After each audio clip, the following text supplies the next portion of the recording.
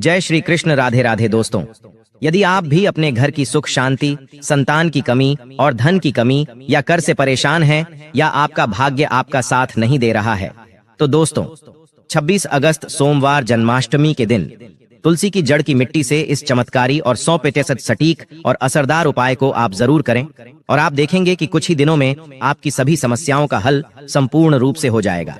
दोस्तों, कई 1000 वर्षों बाद 26 अगस्त सोमवार को बहुत ही दुर्लभ और दिव्य संयोग बनने जा रहा है, क्योंकि इस दिन जन्माष्टमी के पावन पर्व के साथ साथ राजयोग, अमृत सिद्ध योग और साथ ही धन लक्ष्मी जैसे कई योग बन रहे हैं और इस दिन भगवान श्री कृष्ण सबसे अधिक प्रसन्न होने वाले हैं।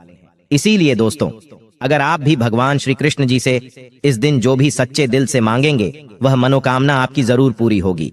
वहीं दोस्तों, कृष्ण भगवान को प्रसन्न करने के लिए इस जन्माष्टमी पर तुलसी की जड़ की मिट्टी से जुड़ा ये उपाय जरूर करना चाहिए, जो कि आपकी किस्मत बदल देगा और आपको बना देगा मालामाल और धनवान। साथ ही इस एकमात्र उपाय से आपके सभी दुखों का नाश हो जाएगा।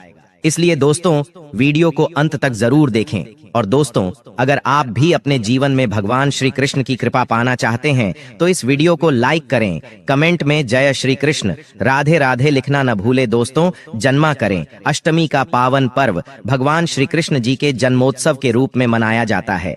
भगवान कृष्ण जी का जन्म भादो मास के कृष्ण पक्ष की अष्टमी तिथि को रोहिणी नक्षत्र में हुआ था और उनके जन्म के दिन को आज भी काफी धूमधाम से मनाया जाता है।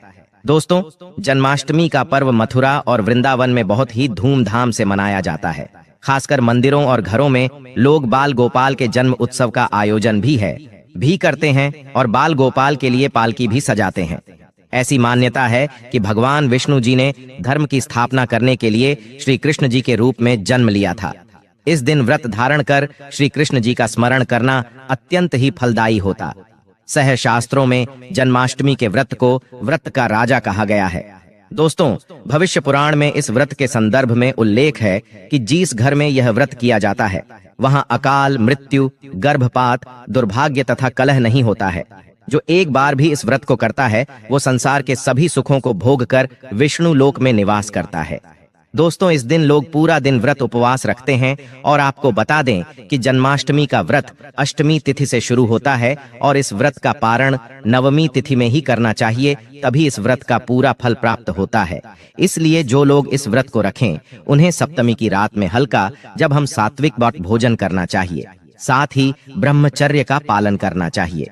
दोस्तों, जन्माष्टमी का व्रत कुछ लोग निर्जला रहकर भी रखते हैं तो वहीं कुछ लोग फलाहार करके भी इस व्रत को करते हैं। दोस्तों, जन्माष्टमी के दिन प्रातःकाल जल्दी उठकर स्नान आदि करके स्वच्छ वस्त्र धारण करें। इसके बाद पूर्व या उत्तर दिशा की ओर मुंह करके बैठ जाएं और अपने हाथ में थोड़ा सा जल, पुष्प और अक्षत ले लें और जन्माष्टमी के व्रत का संकल्प करें।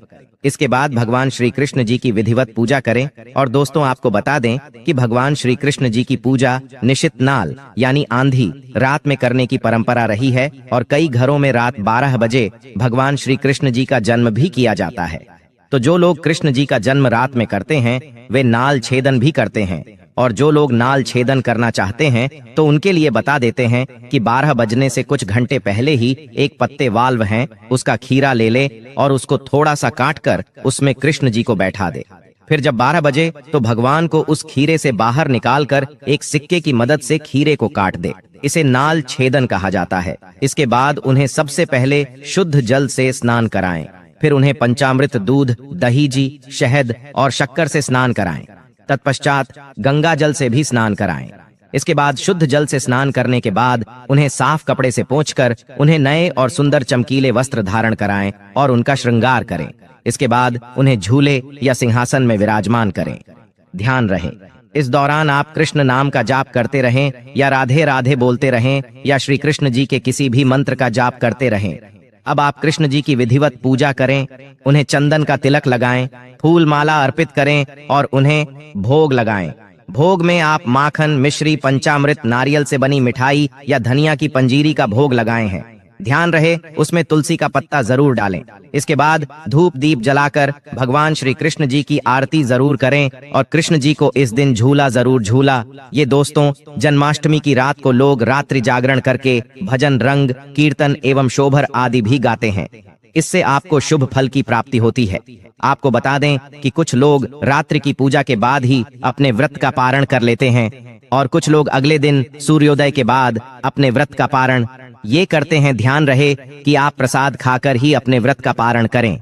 दोस्तों, इस दिन व्रत में आप रसीले फल का सेवन कर सकते हैं या आपके शरीर में पानी की कमी नहीं होने देंगे। तरबूज, खरबूजा, ककड़ी जैसे अधिक पानी वाले फल ले सकते हैं। अमरूद, केला और सेब भी खा सकते हैं और आप दही की लस्सी व्रत की शुरुआत इससे पहले पी सकते हैं। लस्सी पीने से आपको ज्यादा प्यास नहीं लगेंगी। दोस्तों, जन्माष्टमी पर रात को व्रत खोलते वक्त लोग कुत्तू के आटे के व्यंजन और साबूदाने की खिचड़ी खाते हैं। ये दोनों चीजें हल्की होती हैं और इससे पेट भी भर जाता है। पर यह ध्यान रखें कि व्रत तोड़ते वक्त आपको बहुत ज्यादा भारी खाना नहीं खाना चाहिए, इससे गैस बन सकती है। साथ ही जो इस व्रत को शुरू करना चाहते हैं तो इस बार उनके लिए यह सबसे अच्छा मौका है भगवान श्री कृष्ण की कृपा पाने का। ऐसे में वह भी इस बार व्रत को शुरू कर सकते हैं। तो दोस्तों आइए, अब आप जानते हैं तो असली की जड़ की मिट्टी के चमत्कारी उपाय। दोस्तों, तुलसी न केवल एक पौधा है बल्कि तुलसी देवी है। सनातन धर्म में तुलसी, गाय और पवित्र नदी को माँ का दर्जा दिया जाता है। जैसे कि गंगा माँ कहा जाता है, गाय को गौ माता कहा जाता है, उसी तरह तुलसी को तुलसी मैया कहा जाता है। तुलसी के हर पत्ते में साक्षात भगवान श्री विष्णु का वास समझा जाता है। इस धारा पर जो भी देवता मानव रूप में वितरित हुए, उनमें से हर एक ने माता तुलसी की पूजा जरूर की है। जिस घर में इसका वास होता है वहां आध्यात्मिक उन्नति के साथ सुख, शांति और आर्थिक समृद्धि स्वतः ही आती है। प्रतिदिन सुबह तुलसी के दर्शन करने मात्र से आप देखेंगे कि आपका पूरा दिन अच्छे से गुजरता है। जब भी आप सोकर सुबह उठे तब आप अपने चेहरे को देखने के बजाय तुलसी के पौधे को जरूर देख ले। सुबह शाम तुलसी की पूजा करने से हर पाप नष्ट हो जाता है। तुलसी के पौधे में लगी मिट्टी में समस्त तीर्थों का वास समझा जाता है। तुलसी की जड़ में माँ लक्ष्मी का वास समझा जाता है। इसके हर हिस्से में भगवान कृष्ण का वास समझा जाता है। दोस्तों, मंजरी में बजरंग बली का भाग समझा जाता है। नुकृष्ण प्रभु श्री राम और हनुमान जी महाराज को बिना तुलसी पत्ते के भोग नहीं चढ़ाया जाता है और ऐसा भोग भी स्वीकार नहीं करते जिसमें तुलसी ना हो। दोस्तों, वास्तुशास्त्र में कहा जाता है कि जिस घर में तुलसी का पौधा लगा हो उस घर में कभी भी किसी भी तरह के रोग नहीं आते। और अगर इसे सही दिशा में रखा जाए और नृत्य के लिए जिससे इसका पूजन किया जाए तो उस घर में वास्तु दोष उत्पन्न नहीं होता। और यह भी समझा जाता है कि घर में किसी भी तरह की बड़ी अनहोनी होने से पहले तुलसी का पौधा उस बला को अपने ऊपर लेता और आपको माता की तरह सुरक्षा प्रदान करता है। खुद बलिदान देकर हम सभी की रक्षा करता है। इसलिए हमें अपने घर में तुलसी का पौधा जरूर लगाना चाहिए। दोस्तों, तुलसी हर हिंदू के घर में आंगन में जरूर होती है। आप इसे रोज देखते होंगे, परंतु हम दावे के साथ कह सकते हैं कि तुलसी से मिलने वाले इन फायदों के बारे में आप शायद ही जानते होंगे। इसके ऐसे जबरदस्त कारगर उपाय हम आज के वीडियो में बताने जा रहे हैं जो शायद ही किसी से आपने सुने होंगे और तुलसी के इन उपायों को में आपकी किस्मत बदल जाएगी। दोस्तों, आपकी हर समस्या का तोड़, हर मंत्र तंत्र की गांठ तुलसी के माध्यम से निकाल सकते हैं। फिर वह धन की कमी हो, नजर बाधा हो, शादी में आ रहे अड़चने हो, गृह दोष हो, कोई बीमारी हो, हर मर्ज की दवा है तुलसी। दोस्तों, माना जाता है कि अगर कोई व्यक्ति लगातार 1 महीने तक बजरंग बली को तुलसी के पत्ते लड्डू के साथ साथ या फिर किसी मिष्ठान के साथ चढ़ा दें, उसकी कोई भी मनोकामना हो जरूर पूर्ण हो जाती है। तुलसी की मंजरी उतारने से चल रही समस्याएं तत्काल दूर हो जाती है। कई लोग कर्जे के बोझ से परेशान हो जाते हैं। कुछ लोगों के बच्चों की शादी होने में अड़चने आती हैं, तो तुलसी की मंजरी उतारने से उनके जीवन में चल रही सभी समस्याएं तुरंत ही दूर हो जाती हैं। जिससे व्यक्ति के जीवन में समस्या है उसे ही मंजूरी उतारने के लिए बोले। तुलसी के पौधे में अनेक चमत्कारी गुण पाए जाते हैं। इसकी जड़ की थोड़ी सी मिट्टी, तुलसी के गिरे हुए सूखे पत्ते और थोड़ी सी मंजरी, इन तीनों को नहाने के पानी में डालकर आप स्नान करते हैं तो आपके जीवन में लगे सारे दोष समाप्त हो जाते हैं। ऐसे दोष रहित व्यक्ति जीवन में आगे बढ़ते हैं। अगर आपको जीवन में आगे बढ़ने में कोई परेशानी आ रही है, कठिनाइयां आ रही हैं, लगता है कि सब कुछ रुक सा गया है, तो इन्हें नहाने के पानी में डालकर नहाएं। तुलसी की जड़ की मिट्टी बहुत प्रभावी होती है। नहाने के पानी में केवल इस मिट्टी को ढालकर स्नान करेंगे तब भी आपके जीवन से बहुत सारे दोष समाप्त हो जाएंगे। आपके जीवन में बरकत आएगी। आपको आगे बढ़ने से कोई ताकत रोक नहीं पाएगी। दोस्तों, तुलसी की जड़ की मिट्टी का तिलक लगाने से हाथ क्षेत्र में आपको सफलता मिलनी शुरू हो जाती है। इससे आपकी सम्मोहन शक्ति बढ़ती है, लोग मोहित हो जाते हैं, आपसे प्रभावित हो जाते हैं। ऐसा तिलक लगाने से आपका दुर्भाग्य सौभाग्य में बदल जाएगा। दोस्तों, हर रोज तुलसी का पत्ता हमें खाना चाहिए।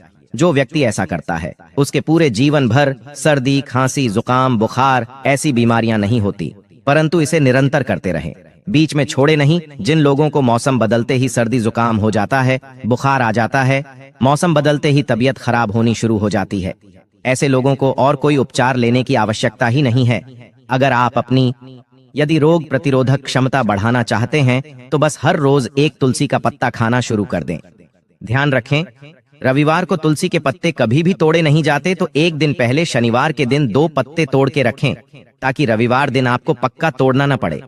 दोस्तों, वैसे अमावस्या, पूर्णिमा और एकादशी के दिन तुलसी के पत्ते नहीं तोड़े जाते और बिना स्नान किए हुए तुलसी को तोड़कर जो मानव पूजा करता है वह अपराधी होता है, उसकी की हुई पूजा निष्फल हो जाती है। इसका और एक चमत्कारी फायदा बताते हैं। अगर आप निर्धारित संख्या में 6 महीने तक तुलसी के पत्ते खाते हैं, निर्धारित संख्या मतलब अगर आप 4 की संख्या में खाते हैं रहे हैं तो रोज 4 पत्ते ही खाने हैं, और अगर आप 5 की संख्या में खा रहे हैं तो आपको रोज 5 की संख्या में ही खाने हैं, और दिन में एक बार सुबह स्नान करने के बाद, भगवान का पूजन करने के बाद, और इस पूरे काल में आपको ब्रह्मचर्य का पालन करना होगा। देखना आपको गरिमा, महिमा, लखीमा सहित 8 तरह की सिद्धियां प्राप्त हो जाएंगे। हमने पौराणिक कथाओं में सुना है कि हनुमान जी महाराज हवा में उड़कर कहीं भी आ जा सकते थे, द्रोणागिरी पर्वत को अपने हाथों पर उठा लाए। यह सब अष्ट सिद्धियों के कारण ही संभव हुआ था जो उन्हें प्राप्त थी। किसी भी असंभव कार्य को संभव बनाना इन सिद्धियों की मदद से हो सकता है। संसार में अनेक गुणयात्मा हैं जिन्हें कई तरह की सिद्धियां प्राप्त हैं,